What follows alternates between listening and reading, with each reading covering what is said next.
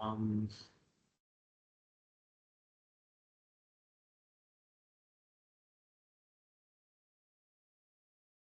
okay, so we're going to talk about some of these laws of large Chebyshev's inequality first.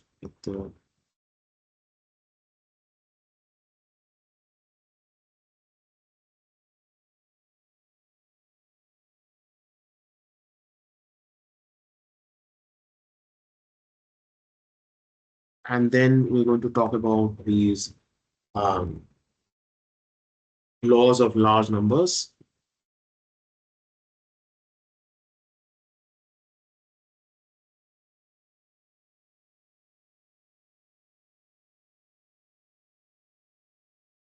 And then the central limit theorem.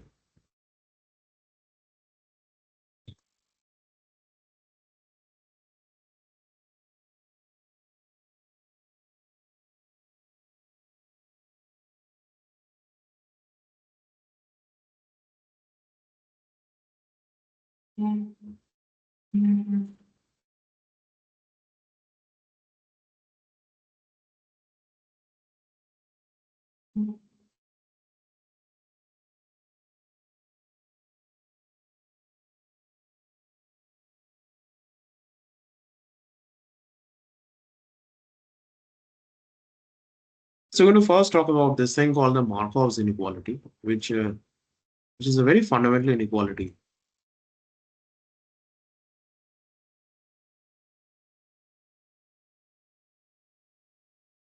Which states that if x is a non-negative random variable, then uh, the probability of x being greater than a is bounded by expectation of x by a. And it has a very simple proof. So you write this expectation of x as equal to integration 0 to infinity x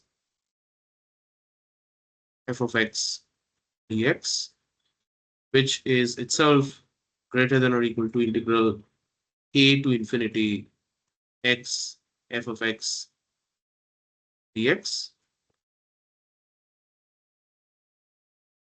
We're assuming here that x has a x has a density function which is given by smaller x.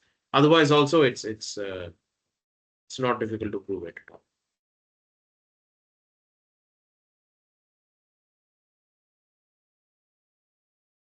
Which is itself greater than or equal to a times integral a to infinity f of x dx, which is equal to a times the probability of x greater than a. Okay, so this is a very fundamental inequality, and this is like a starting point for many inequalities uh, in probability.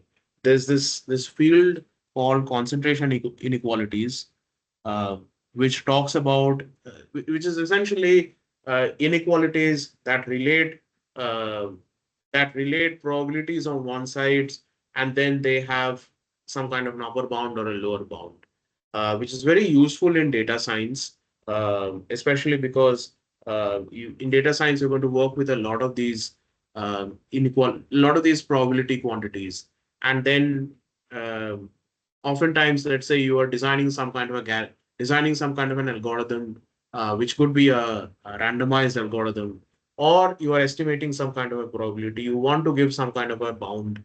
It could be an upper bound or a lower bound. So the Markov inequality is like one of the starting points of any of these inequalities. And then, of course, you have the Chebyshev inequality,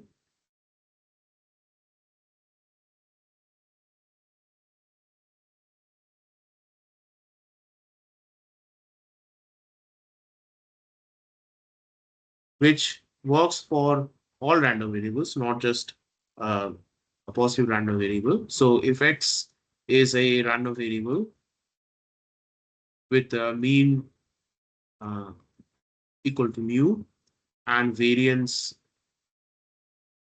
equal to sigma squared, then the probability of x minus mu to be greater than or equal to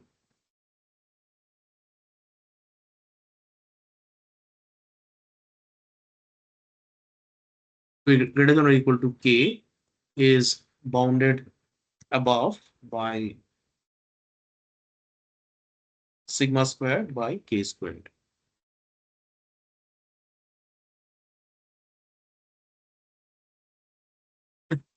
So the proof of this is again very simple and follows from the Markov inequality. So the probability of x minus mu is greater than or equal to k is just the probability of x minus mu squared being greater than or equal to k squared. Now, of course, x minus mu squared is itself uh, a positive random variable, non-negative random variable. So you can apply Markov's inequality. So this is going to be bounded above by expectation of x minus mu squared by k squared. This is Markov.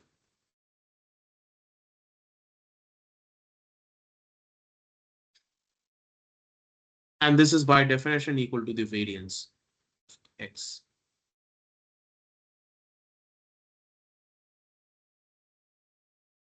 Okay.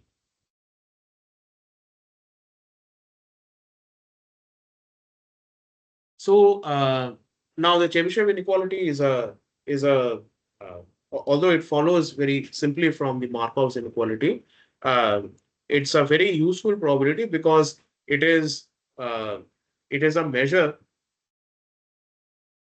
of how much the random variable deviates from its mean. Um, so in particular, what it means is that if this if you have a quantity which has a small variance, then most of the measure is going to be concentrated around the mean. And secondly, if you hold, I mean, if you don't, if you fix the variance, and if you, let's say, change this k, which means that um, as you're going farther and farther away from the mean, there's going to be less and less measure which is going to lie outside uh, that interval. So essentially, this is like uh, saying that the probability of x belonging to the interval mu minus k to mu plus k is greater than or equal to 1 minus sigma squared by k squared. Is just an alternate way of and just the equivalent uh, expression. Now, how is this useful? It's useful in many ways. So let's look at one practical case where this distribution inequality is used. So let's say you have a sample. Um, so it's like sample mean estimation.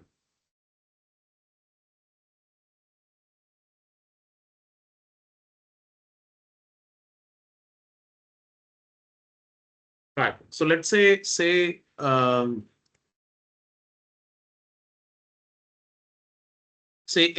x2 up to xn is an IID sample,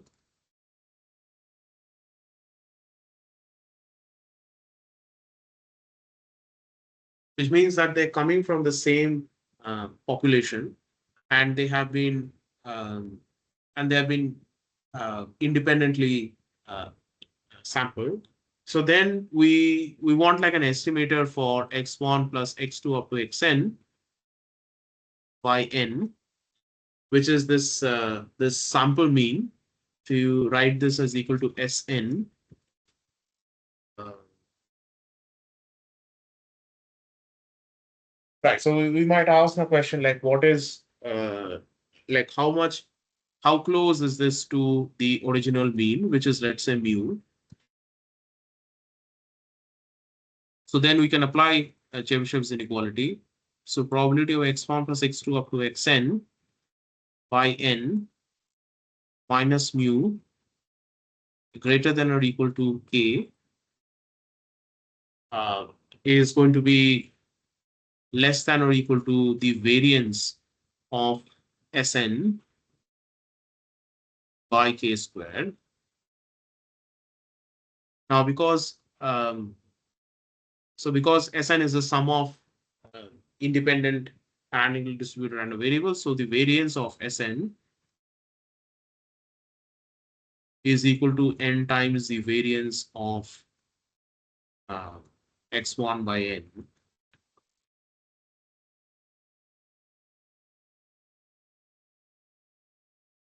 So that's equal to, if the variance of one of these guys is sigma squared, so that's sigma squared by n squared. So that's sigma squared by n. So this quantity is equal to sigma squared by nk squared.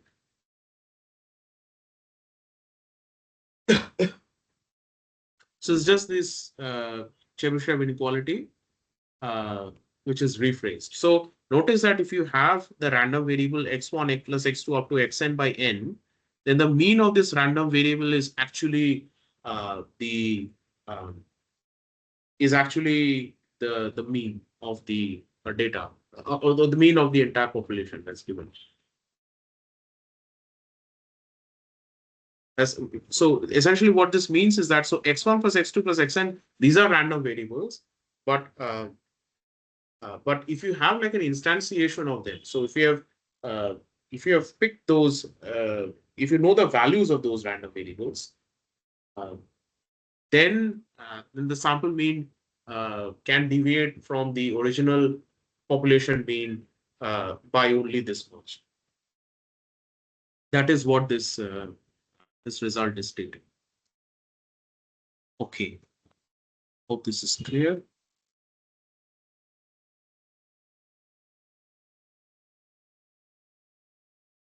Okay, so now let's look at these laws of large numbers.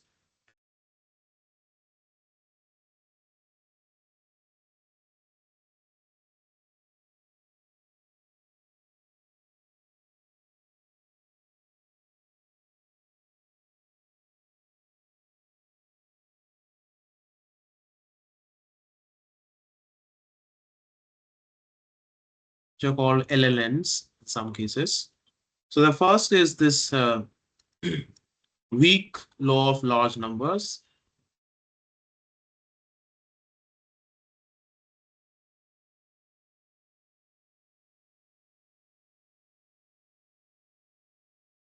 Again, so before talking about these laws of large numbers, I'll quickly just talk about two notions of convergence.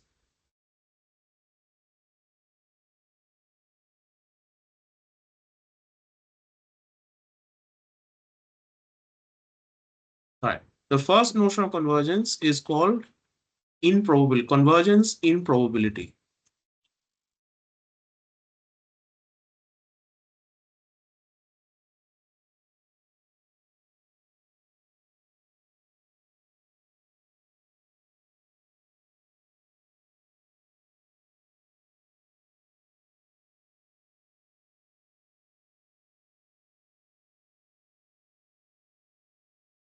Okay, so and it's denoted as IP.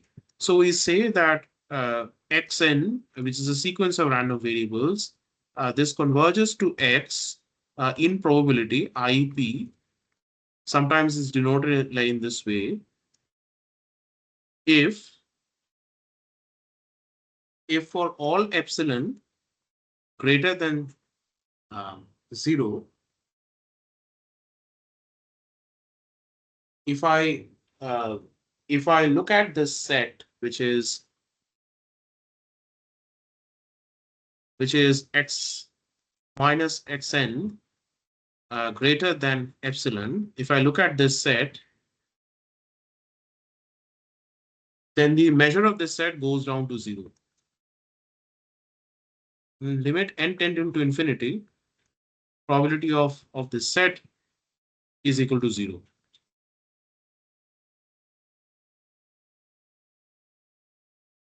In other words, what this means is that the set of points, so x1, x2 up to xn and x, all these random variables come from the same underlying measure space. And what this is saying is that uh, the set of points uh, where this the x where xn deviates from x by greater than epsilon, um, the set of these points is a set which has a decreasing measure. And I mean, decreasing measure in a loose sense. Essentially, what it means is that the measure of this set goes down to 0. Uh, this is what convergence and probability means. Um, and of course, there's this second notion of convergence, which is convergence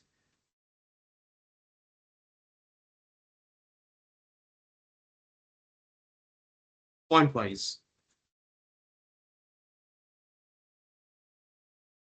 almost generally called as almost sure convergence.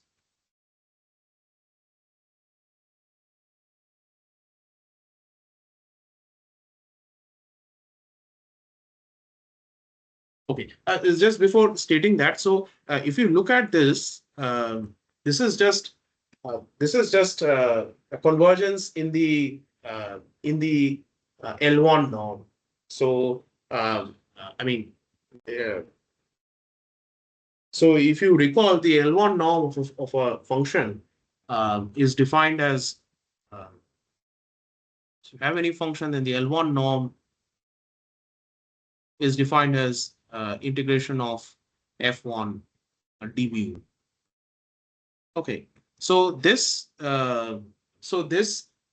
what this is stating is that um, if you consider um, these um, these uh, these random variables as belonging to the L1 space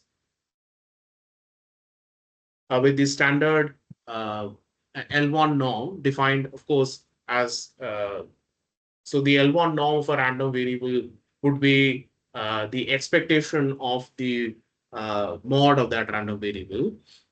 So essentially, what this is stating is that this convergence is convergence with respect to the L1 norm. Okay, so this is, let me just write it down. This is convergence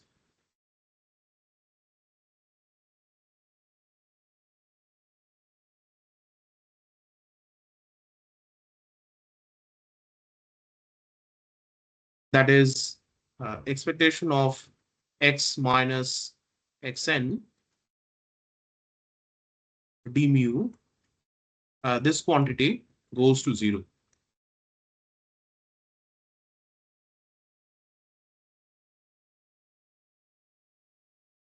And why these two notions are equivalent, I leave it to you uh, to convince yourself.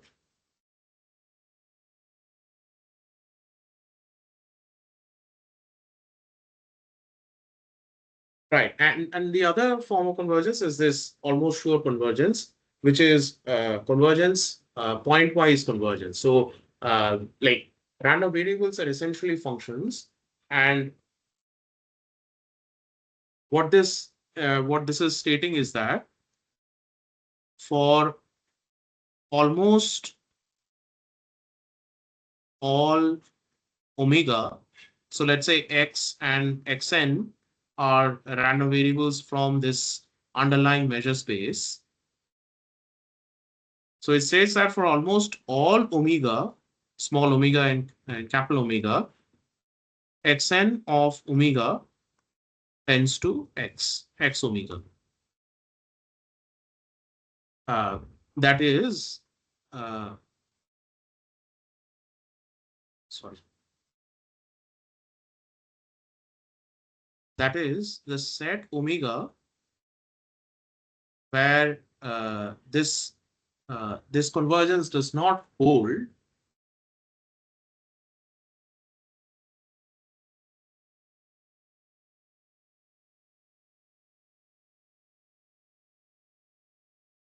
where um,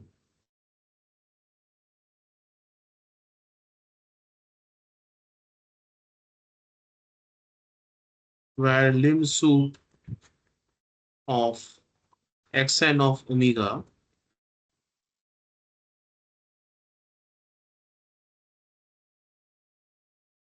is not equal to x omega. This set has measure zero.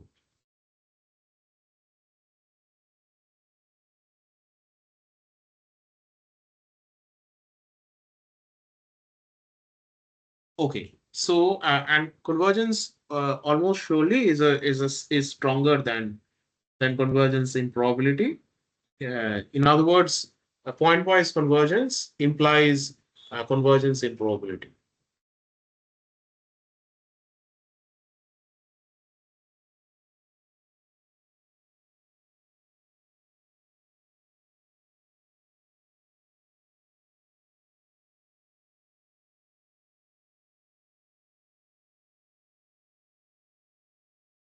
Okay, just give me 1 minute.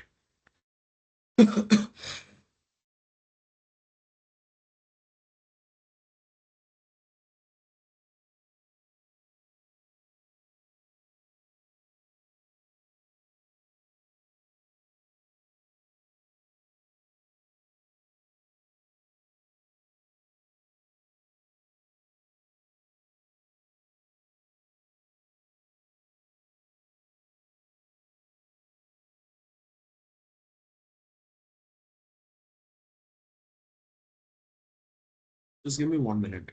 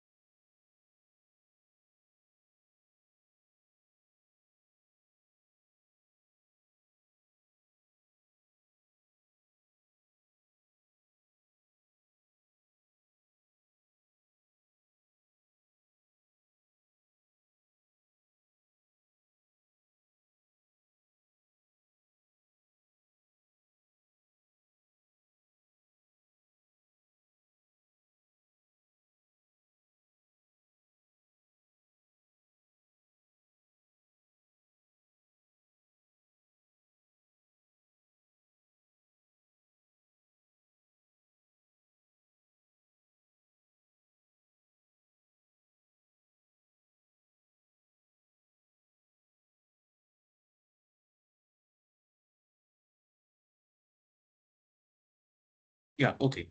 Um, right, I mean, almost sure convergence implies improbability convergence, provided uh, this random variable x, which is this limit of this sequence, provided that has provided the expectation of that quantity is the expectation of mod of that quantity exists. So so AS implies IP provided provided X, provided this quantity is finite.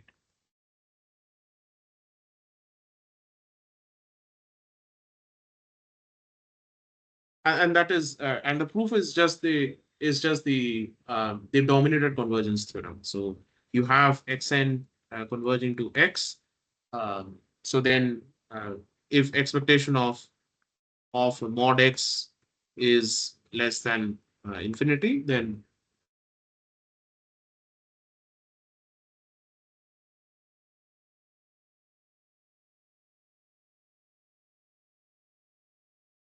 then of course you have limit n tending to infinity x minus xn d mu is equal to 0. This is improbability convergence. Okay, so with these two notions of convergence explained, so let's look at first the weak law of large numbers. So the setting over here is that you have an IID random variables x1, x2 up to xn, and the mean of each of these random variables is xi. Sorry, the mean of these is mu,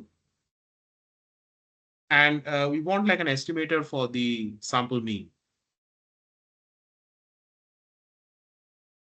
So what the first weak law of large numbers states that is that if we look at the sample mean, Sn is equal to x1 plus up to xn by n, then Sn tends to mu in probability. And then you have the strong law of large numbers. And it's called stronger for this reason that the sample mean Sn not only just tends to mu in probability, it actually tends to mu almost surely.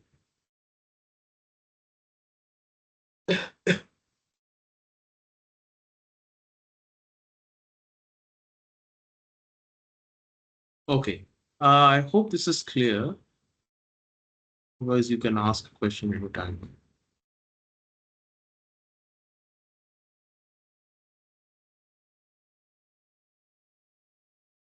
Okay, I think we can start. I think we can now look at some problems. You can ask me any question if you have any doubt.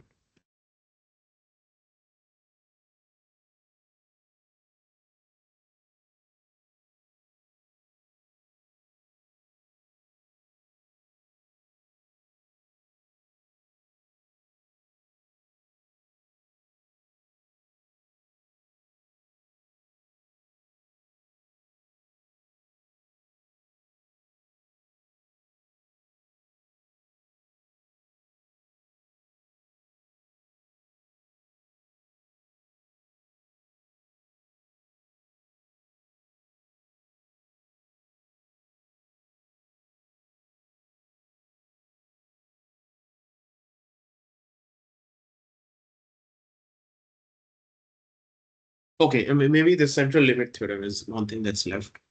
So central limit theorem.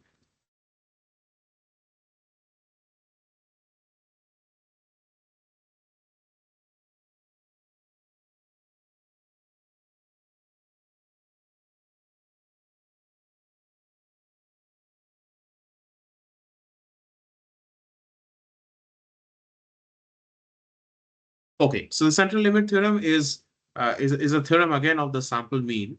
So the setting is the same. What it says is that the sample mean Sn would tend towards a Gaussian, uh, and the Gaussian would be n um, mu comma sigma squared by n. So there's this other notion of convergence, which is called convergence in distribution. Um, so it's called convergence in distribution.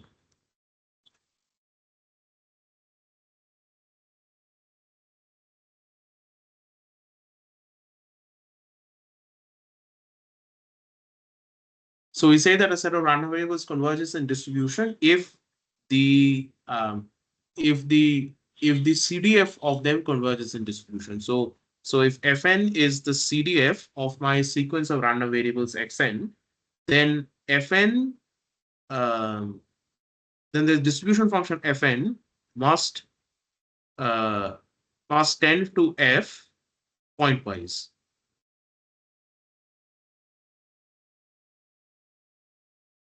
And the central limit theorem basically tells me that this is a definition. This is the theorem. So the central limit theorem tells me that the sample mean converges to this normal in distribution, which is somehow generally denoted like this. Okay. Um, okay. So now we can look at some problems.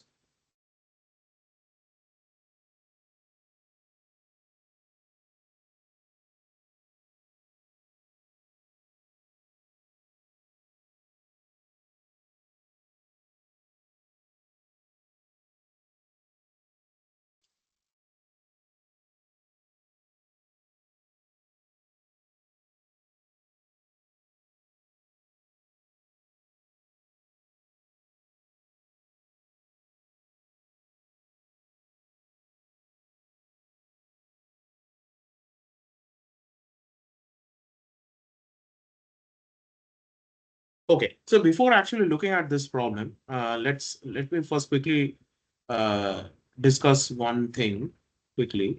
So this is related to these uh, sum of um, sum of independent random variables.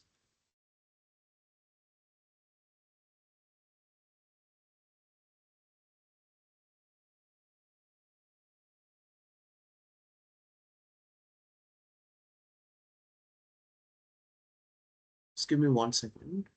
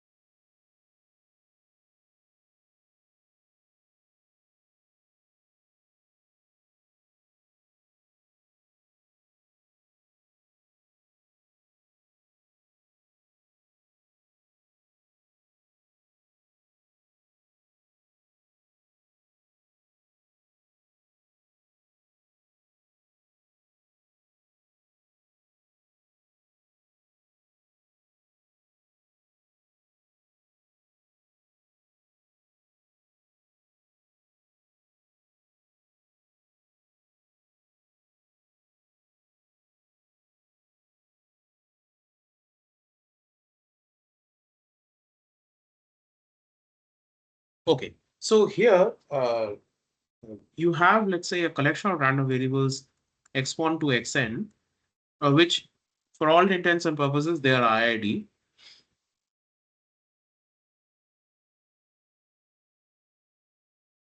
And you want to compute the CDF, PDF, essentially the distribution function of this sum.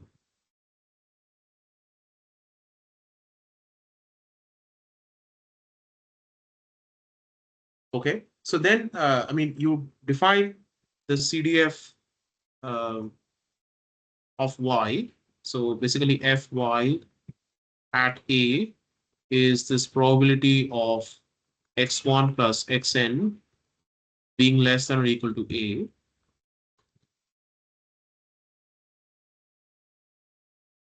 And that is equal to you can let all of these random variables sort of vary from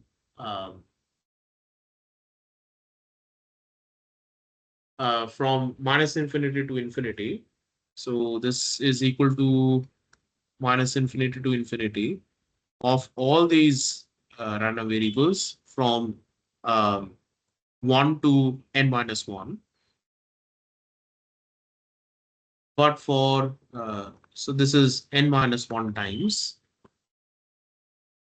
But xn has to vary from minus infinity to a minus x1 minus up to xn minus 1. And they have the same density function because they're IID. So that's px, sorry, that's pxn minus 1 up to px1, then dxn up to dx1. Okay. Now, of course, this quantity is just the distribution function for xn. So this integral becomes equal to,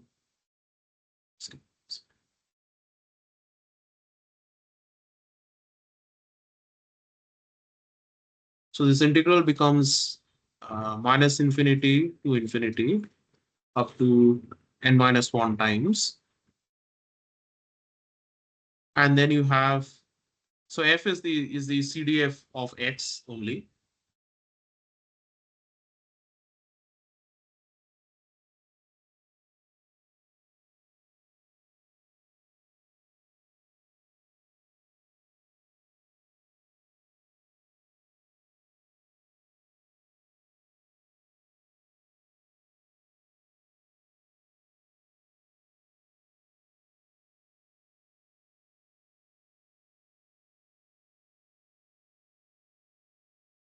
So that basically gives you the CDF of uh, of fy.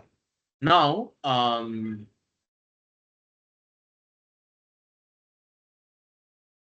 now say x1 up to xn are non-negative random variables. Let's write this quickly. Say says, let's say these xi's are greater than or equal to 0, then we so the density function is basically something like uh, px is equal to some f um, for x greater than equal to 0 and 0 otherwise.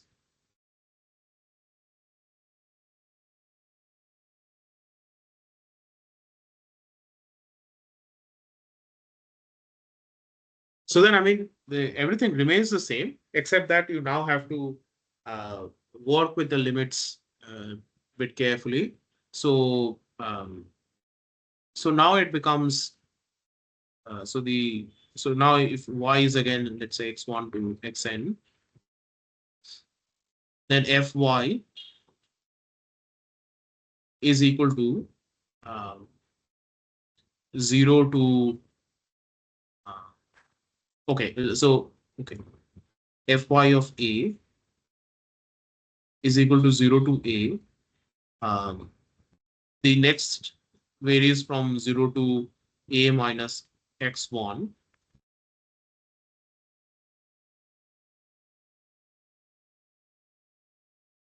And finally, you have varying from 0 to a minus x1 up to minus xn minus 1. Not p, but actually f in this case. F of xn minus 1, f of xn to f of x1, dxn to dx1.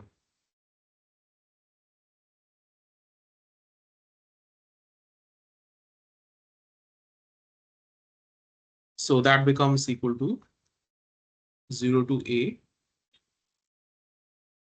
0 to a minus x1,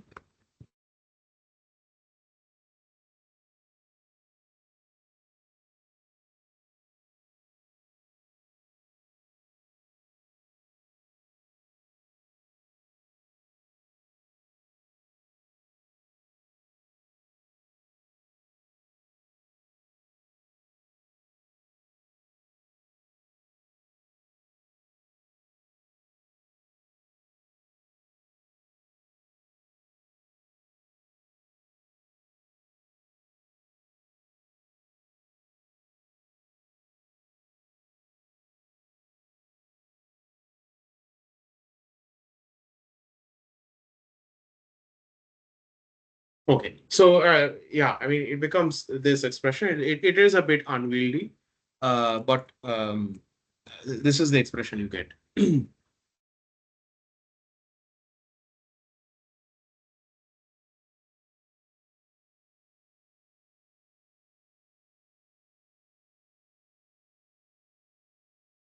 Okay. So this was for continuous random variables. For now, let's look at some examples where you have discrete random variables. So we're going to figure it out as we look at the problems. So the first is that we're given two random variables which are discrete. Okay, and we want to find out the probability of essentially the distribution function of this. Um, okay. So let's say so say that these random variables are non-negative random variables, and you have x1 plus x2, which is given to you. Then the probability of y being equal to some, uh, sorry, being equal to some m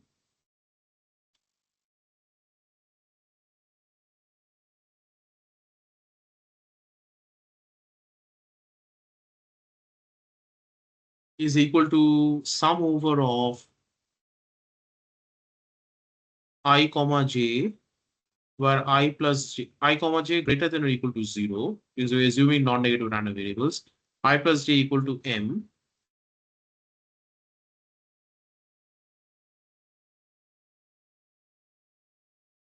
probability of x1 equal to I, and probability of x2 equal to j.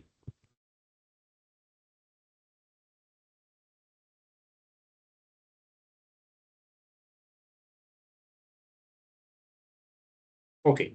Now this is if essentially the expression that you get. Um, but I mean, if you uh,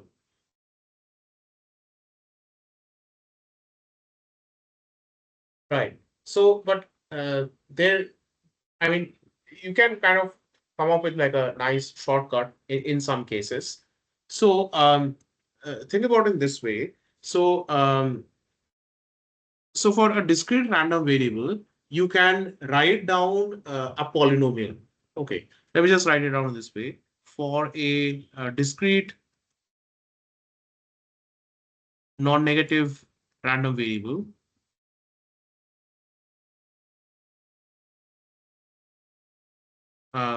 we can compute a polynomial.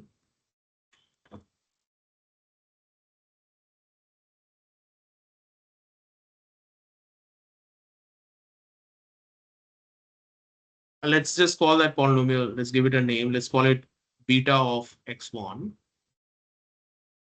where this beta of x1 um, is equal to this.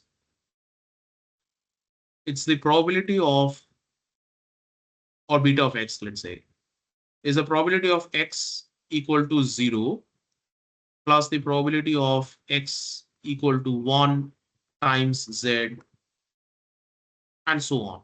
So essentially that is equal to sum over of probability of x equal to I, z to the power I greater than or equal to 0. I mean, it's not really a polynomial. It's more like a formal series basically. And so so so the coefficient of the ith term in this formal polynomial is basically my probability. Okay.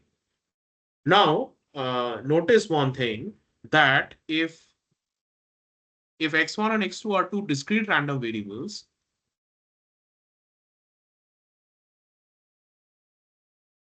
two are non-negative discrete random variables, then if you look at this beta of, sorry, if you look at this beta of x1 plus x2, then this beta of x1 plus x2 is equal to beta of x1 times beta of x2. Okay.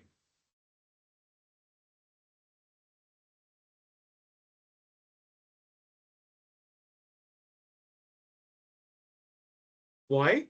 It's equal to this precisely because of this expression.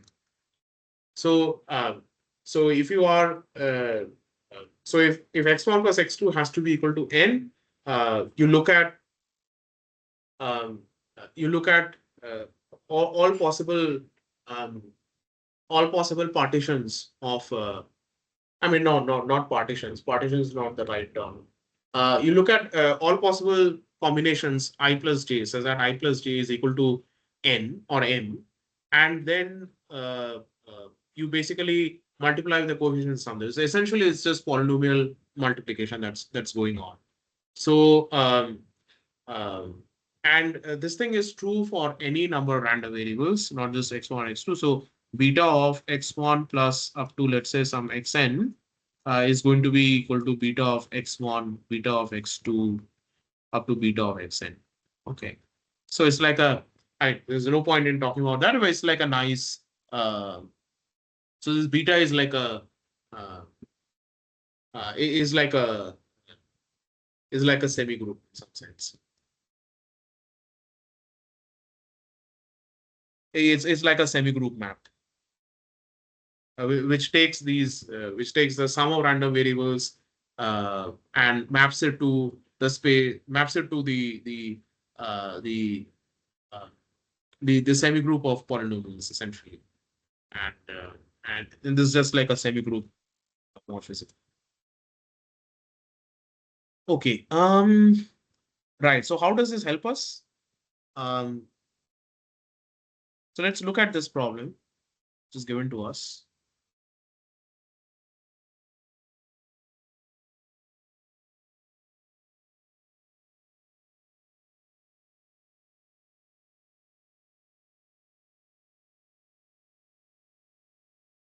So x1 and x2 in this case are binomial random variables.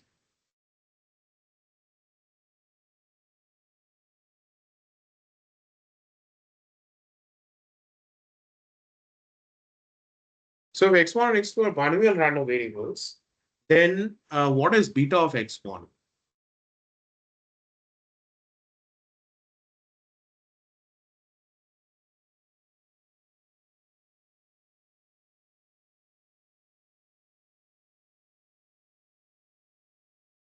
So beta of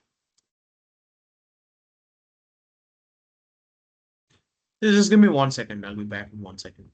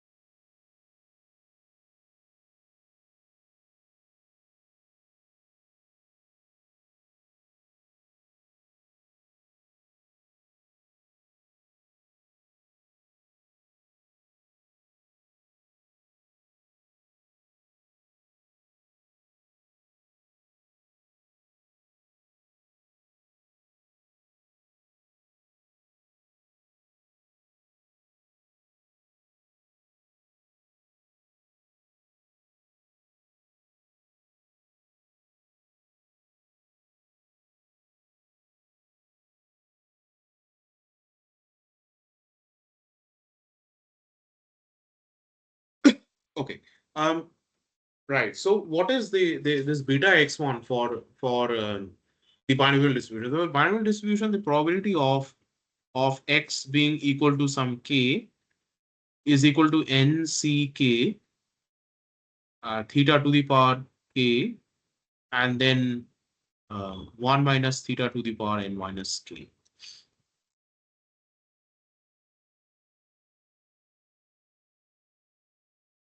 So if you write down uh, this thing, so that becomes equal to uh,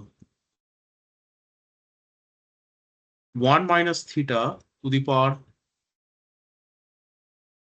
n plus nc1 theta times 1 minus theta to the power n minus 1 times z plus, in general, the kth term would be nck theta to the power k 1 minus theta to the power n minus k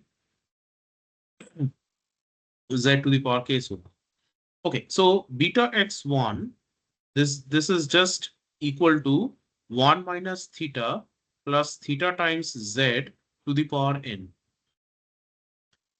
That is equal to beta of x1 or n1 in this case. Similarly, beta of x2 is 1 minus theta plus theta z to the power n2. So beta of x1 plus x2 is equal to beta of x1 times beta of x2. So that is equal to 1 minus theta plus theta z to the power n1 plus n2. Okay, so this is so this is like a trick that you can use um, to um, to solve for um, uh, yeah, to basically solve for this the sums of random variables.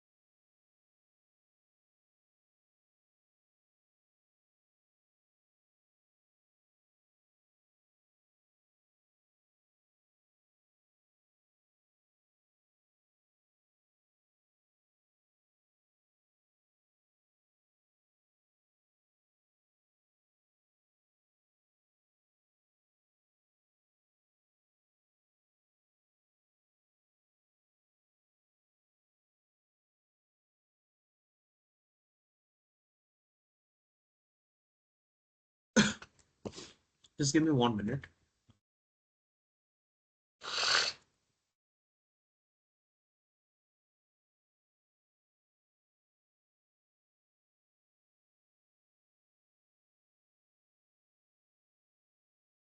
Okay.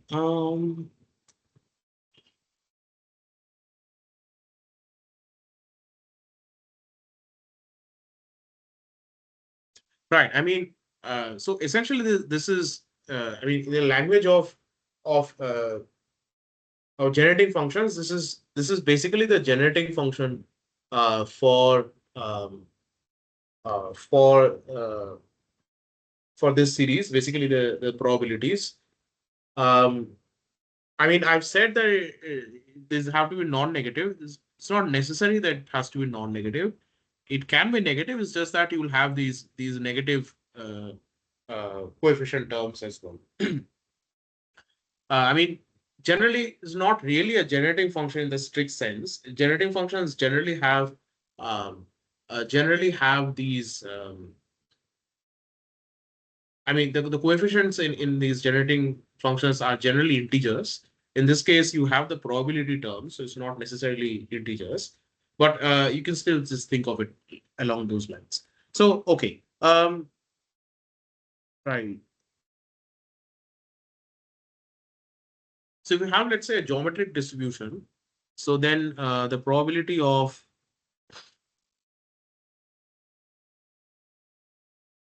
x being equal to k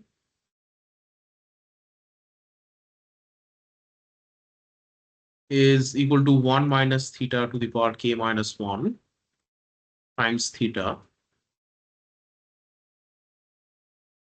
So this beta of x,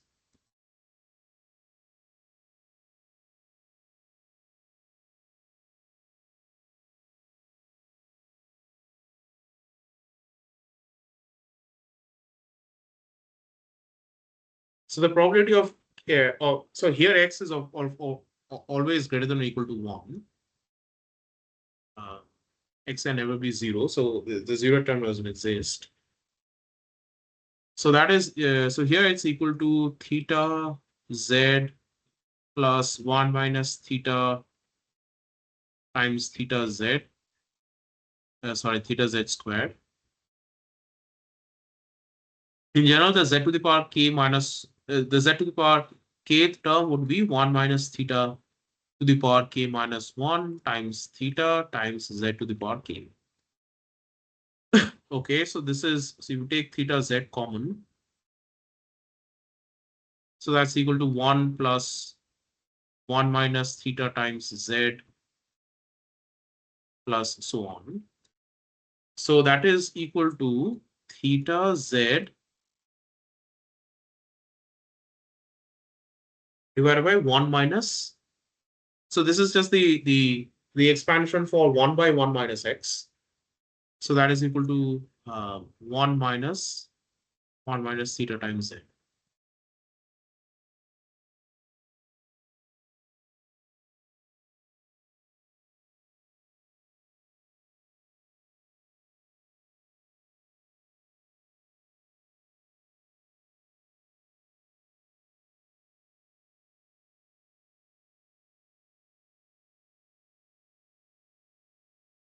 So for two random variables, x1 plus x2, so beta of x1 times beta of x2 is equal to theta squared z squared by 1 minus theta to the power z squared.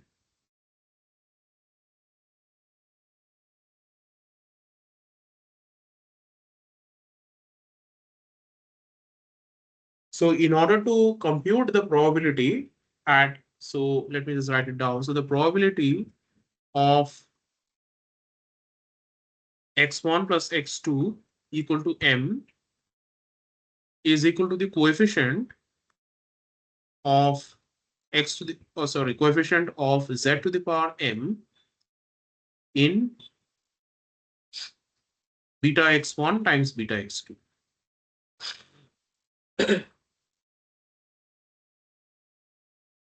Now, of course, you can expand this easily. This is the expansion for 1 by 1 minus x squared. Okay. Which I think is equal to 1 plus twice x plus 3x squared plus 4x cubed, so on. I think that is the expansion. So you write the expansion in that case, in that way, and you have to look at the coefficient of z to the power m in that expression. So because you have this theta square z square term also sitting, so when you expand that this denominator, um, then you should look at the coefficient of m minus 2 because you're going to multiply this z square with that. And that will give you the probability of x1 plus x2 equal to m. Okay. Okay. So I hope this is clear. Um,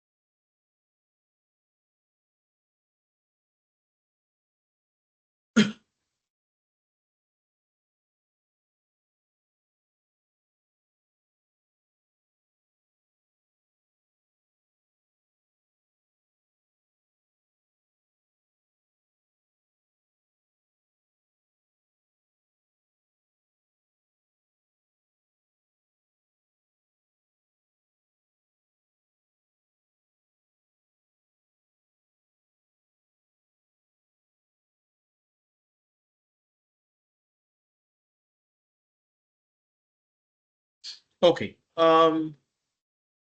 Yeah, I mean, I hope this is clear. I mean, almost solved the problem itself. But this is like a because we're like uh, I mean, this is the last session, so I might as well just um, make sure that the techniques that you can use are fully clear. Okay. Yeah, I mean, you can sort of practice this on other random variables. Like pick your favorite pick your favorite discrete random variable, and then try to compute the CDF or the distribution function of the sum of those discrete random variables using this method.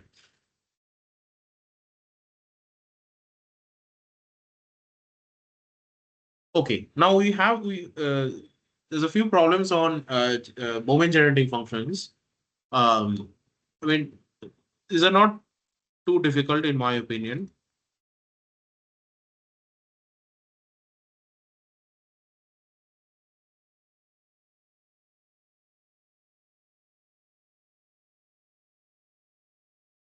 So the moment generating function is just defined as expectation of uh, e raised to the power tx. Um, I mean, it's not necessary that every random variable has a moment generating function, uh, but uh, but if you have a random variable for which this moment generating function is defined, so it's a function of t actually. Okay, and if the function is defined for some interval, um, then we say that the moment generating function exists. So MGF, if it exists for some interval minus delta to delta, if it exists, then it uniquely determines the random variable.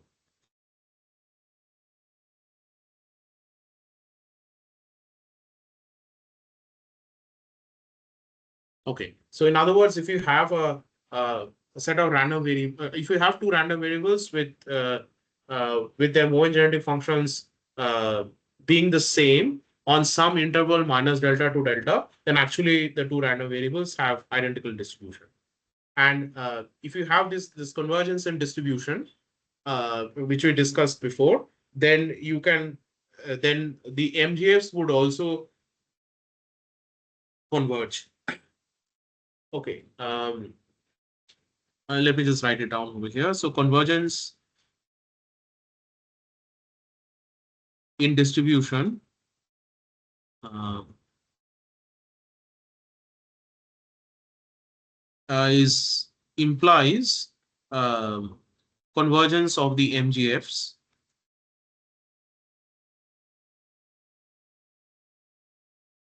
whenever those MGFs exist.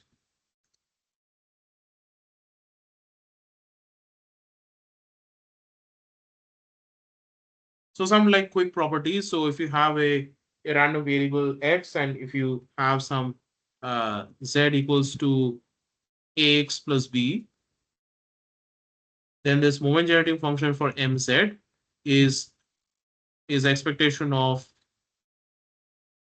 e raised to the power t ax plus b.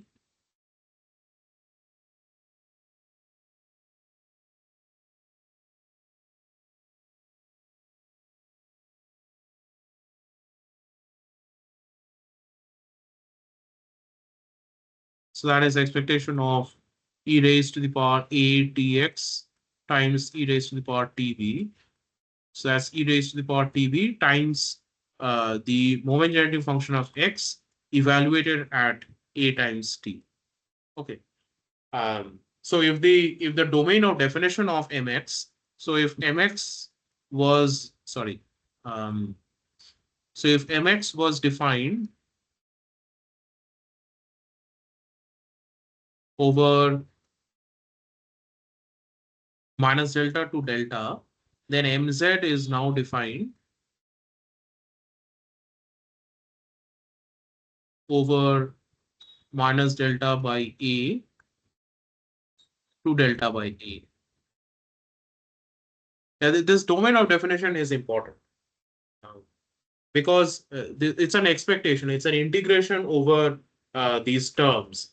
And so for the integral to exist, uh, you often require uh, that t belongs to a to a certain neighborhood of zero and not a beyond that.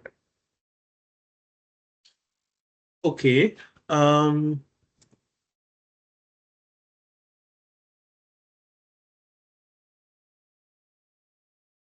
yeah, some other problems may involve, let's say, asking you to compute the MGF. Just if you're asked to compute the MGF, then uh, just simply you can uh, simply just do the computation. Also, a few things to kind of keep in mind are as follows. Uh,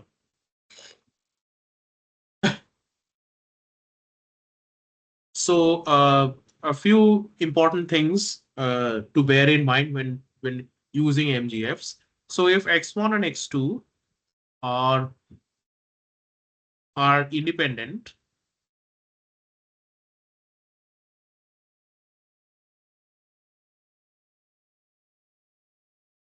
then this expectation of e raised to the power t x1 plus x2 is expectation of e raised to the power t x1 times the expectation of e raised to the power e raised to the power tx2. So the moments, the MGFs get multiplied basically. So it's mx1 times mx2, which is very similar to the um, which is very similar to the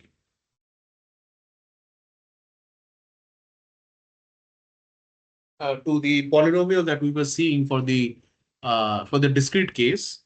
Um,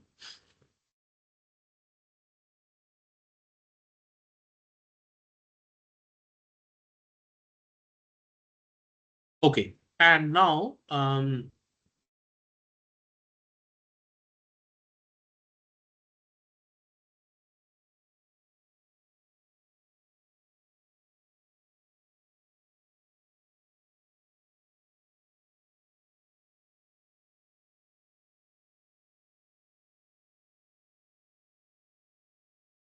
right, and sometimes from the MGF itself, you can determine the density. Uh, so let's say it's good to know the MGF sum of some of the standard random variables, um, like know the MGFs of standard distributions.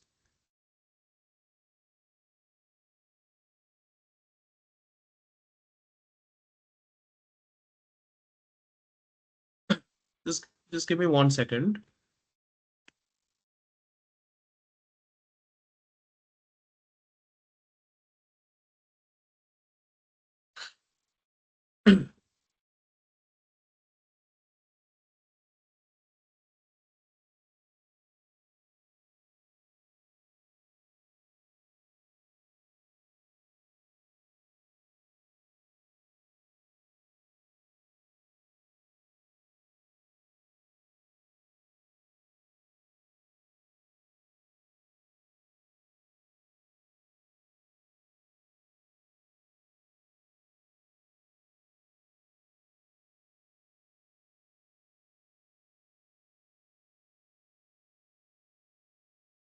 Okay, so the MGF of the unit normal 0, comma 1 is given by e raised to the power t square by half.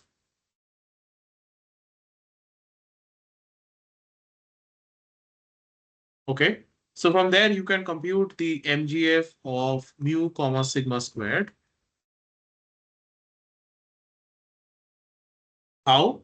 Because if x is x is mu comma sigma squared, then x minus mu by sigma is equal to the unit normal z, which is the unit normal. And then you can use um, this result to compute the MGF of the Gaussian distribution. You can also, I'm just writing down some of the standard MGFs.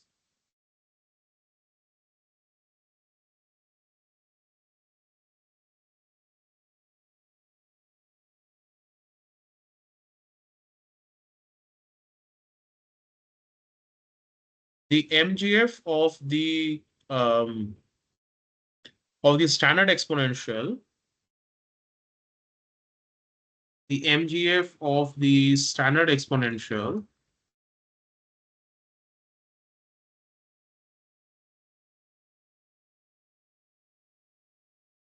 is given by 1 by 1 minus t. Okay.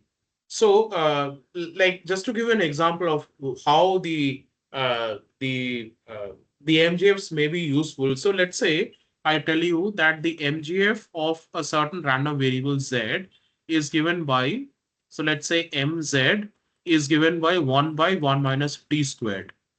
Okay. Then I tell you what is the what is the density or the PDF basically of z. Okay. So then what you can do is, so this 1 by 1 minus t squared is equal to 1 minus t times 1 minus t. But you know that 1 minus t is basically the MGF of the standard exponential.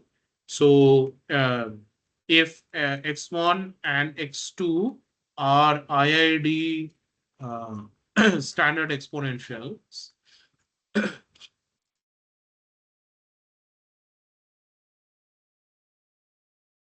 then this mz is equal to um, the mx1 times mx2. Now, because we have this result that if you have two independent random variables, then the MGFs will get multiplied. And of course, for using this theorem that okay, I didn't write down the theorem here, but yeah, MGFs uniquely determine the random variable. So the random variable z over here is necessarily the sum of these two random variables x1 plus x2. So if you know this fact, then using what we discussed before, sums of random variables, you can compute the PDF and the CDF of Z. Okay. So I don't see a problem of this kind um, in the exercise sheet. Um, but yeah, I mean, it's a um, yeah, it's good to keep this in mind.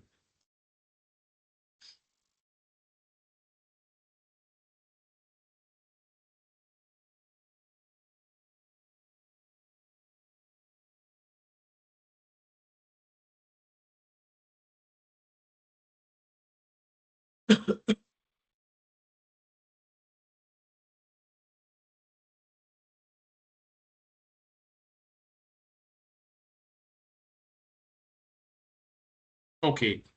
Um,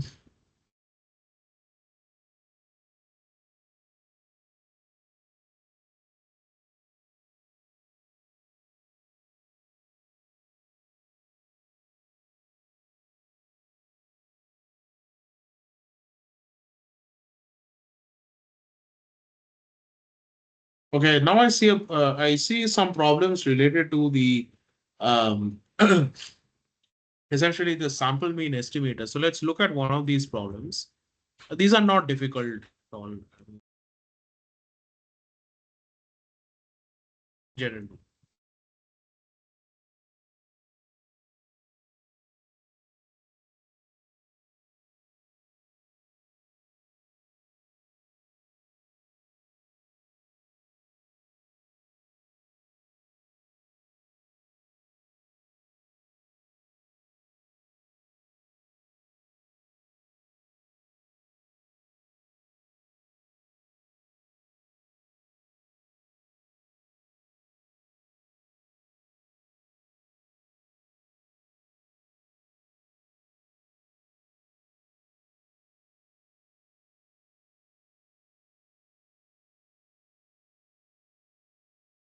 Right. I mean, for this particular problem, um, uh, I mean,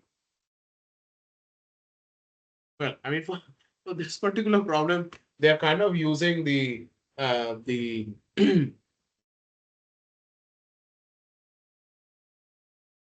uh, the central limit theorem. Um,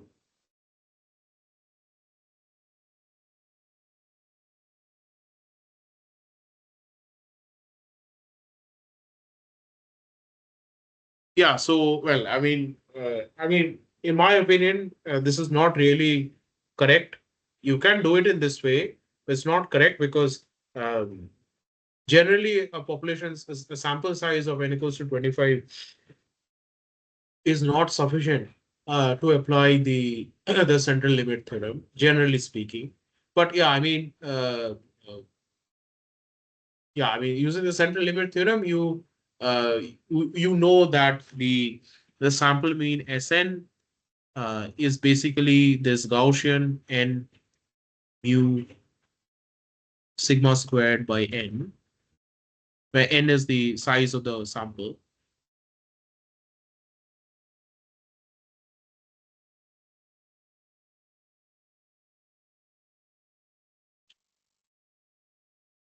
Right. And well,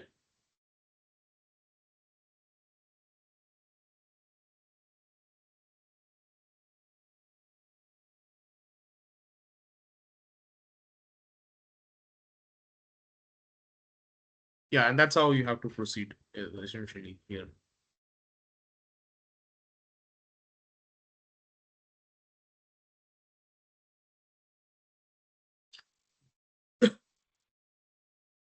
Give me a sec.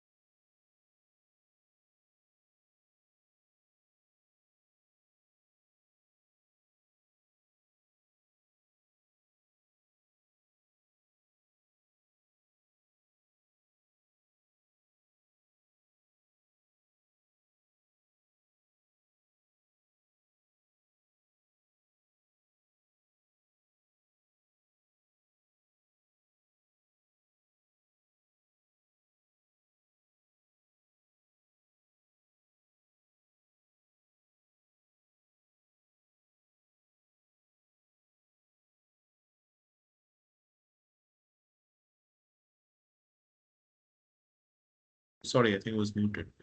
Yeah, I'm not sure whether in the exam you're allowed to carry these tables.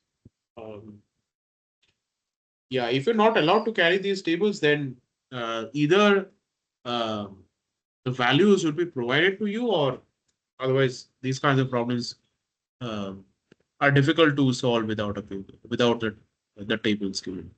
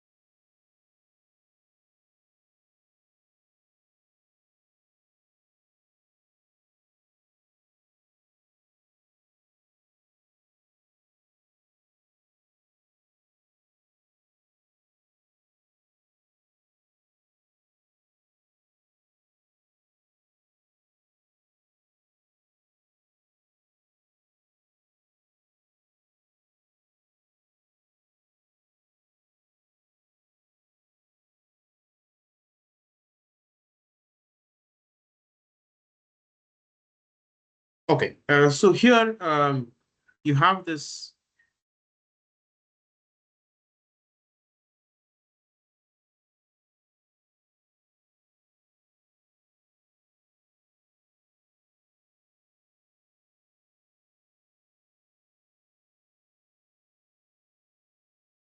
Right. So here you have a random variable x with a mean 124 and standard deviation sigma.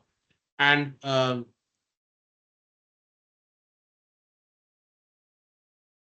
so the question is, what is the probability that you can expect that this random variable x lies between uh, 64 and 184?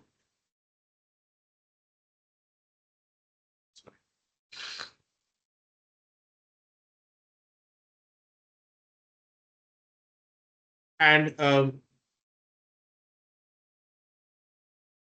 so if you just apply Chebyshev's inequality, then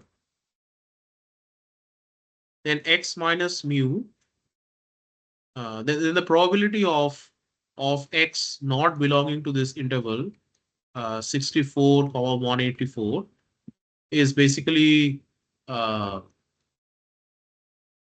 the probability of x minus 124 being greater than uh, being greater than 60. And then just apply Chebyshev's inequality. So this number is bounded above this by this number, which is variance of x by k squared. K in this case is equal to 60. And so the probability of this belonging to this interval is lower bounded by 1 minus this quantity. So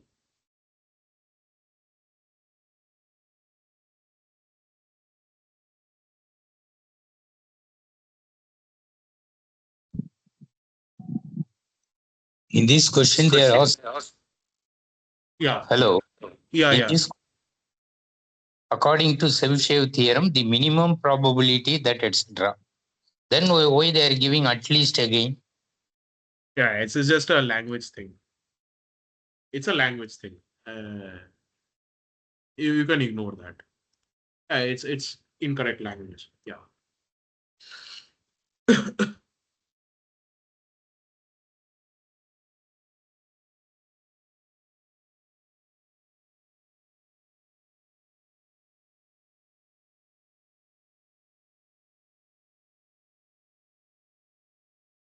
Yeah. Then this eighth problem is,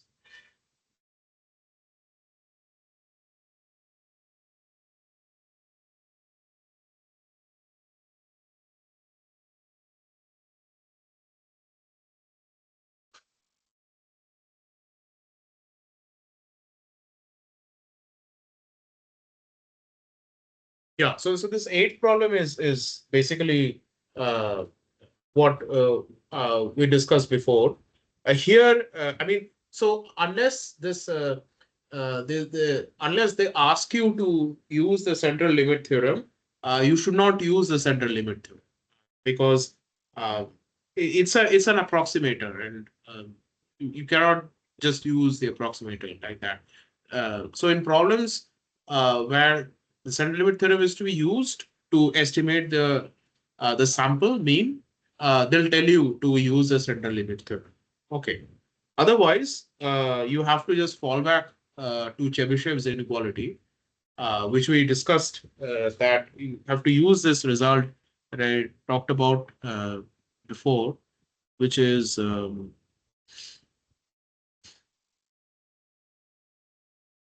yeah, which is this result.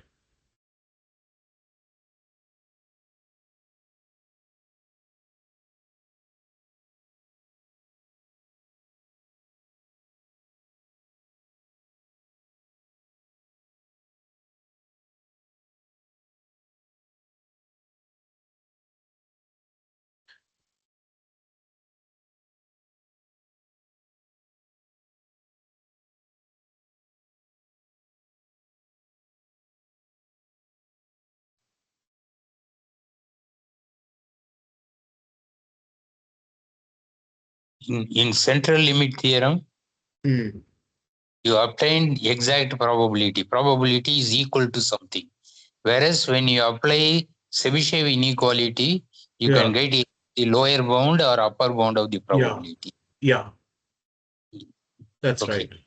Now, even if the value of n is small, Hmm. and if you're asking the exact probability, then we'll have to apply only CLT, central limit theorem. There is no other go. You cannot Yeah. use shape. Yes. Yes. Yes. Yeah. They'll tell you that in this problem use the central limit theorem, because um, without the central limit theorem, without so Even hmm, without mentioning central theorem, if they hmm, ask us to find only probability, then hmm. you will have to play only CLT, You central have limit to theorem. apply CLT. Yes. Yes. But that is like an approximate. So they'll tell you the approximate probability of this thing being something something. The sample mean being between, let's say, A and B is approximately equal to it. The CLT never gives you the exact the exact. It's a convergence, right? So, and the convergence holds when the sample mean is quite large. I mean, n has to tend to infinity. There is an error term which you get, like what is the error between the normal and the uh and the CLT estimate. I don't recall it right now. You can look up the internet, it would be there somewhere. um uh, you cannot just apply the CLT. It's not correct. Maybe for the purpose of solving a problem, it's asked, but in real life you can't just do that always. uh, yeah, basically they'll tell you the CLT, use the CLT, otherwise Chebyshev is what you have to follow. Okay. All right, I think I have covered more or less everything.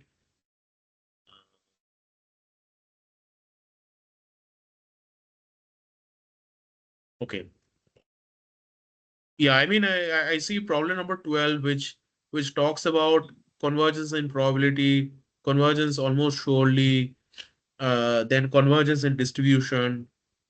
Yeah, we have covered these today.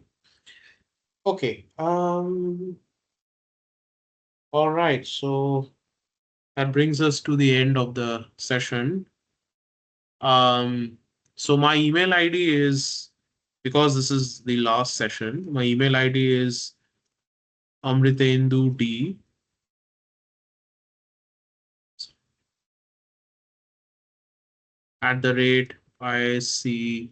@isc.ac.in.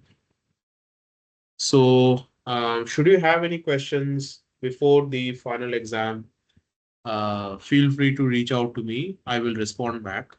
There may be a bit delay because I'm going to travel the next few days, but I'll try to answer if you have any queries. Um, yeah, other than that, yeah, I wish you all the best for the final exam. Thank I you. hope I hope you have. Uh, I hope these sessions have been useful in some sense. Um, Yes.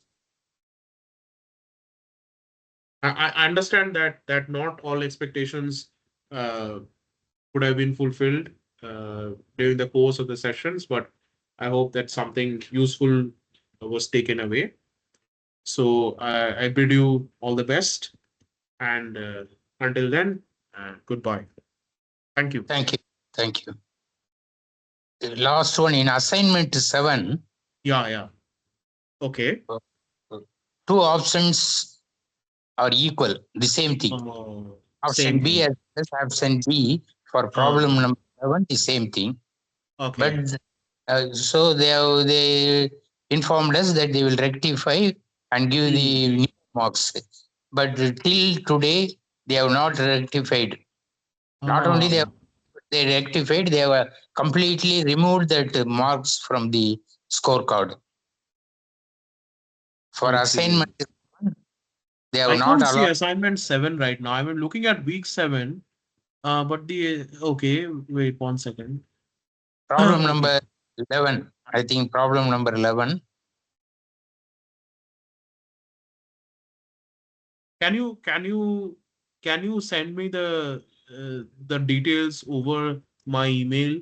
Can you write an Uh, email to me? Then I'll forward that email to their group and tell them that this is the issue that the students are facing. Okay, okay, I will do. Because if you just tell me now, I might forget the details of the thing, and then I'll not be able to write an appropriate email. Okay, I'll write an email to them. Okay. Thank you. Yeah. Okay. All the best. Thank you. Thank you for joining.